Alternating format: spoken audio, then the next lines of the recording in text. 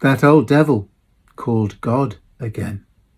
People's gods are much more like devils than the divine, magnified versions of their own fantasies about power and control. Across history and in our own day, their fabricated effigies have been responsible for wanton death and destruction, the eradication of entire communities and peoples, the razing to the ground of cities, towns and villages, and untold suffering. In our own day, their spiritual avatars entrench bitterness between nations, tear apart the social cohesion of societies, and set neighbour upon neighbour. They addle vulnerable minds, hypnotising them into a subservience to bigotry and prejudice, the espousal of intolerant and condemnatory attitudes, and a false sense of moral superiority.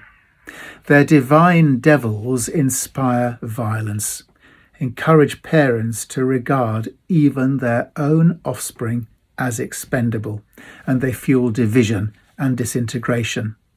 TikTok and social media are awash with religious material, glossy, smiley, and full of eternal, unsubstantiated promises.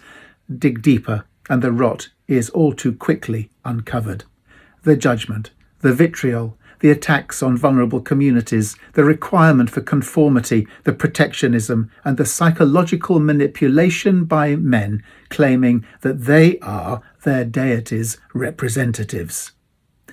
Their gods are impostors, designed by men, manifesting as male, that proceed to subjugate women, requiring their obedience, their domestic servitude, their cultural concealment, their silence, and their absence from much of public life.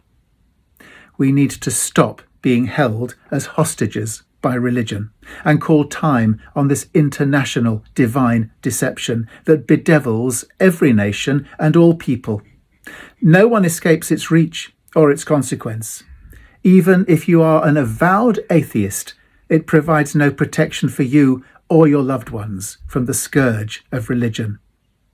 We must call time on this religious charade, where religionists mess up the world with their concocted and spurious claims about God, so that we can get on with the real task of working out on our own, with the resources available to us, how to live good, loving, just and productive lives. If we jettison religion, we'll make markedly better progress. And God, whoever God may or may not be, watching however and from wherever and even if ever, this mysterious, unknowable God can smile on what are our honest human endeavours. 10 years ago, I wrote a book, That Old Devil Called God Again.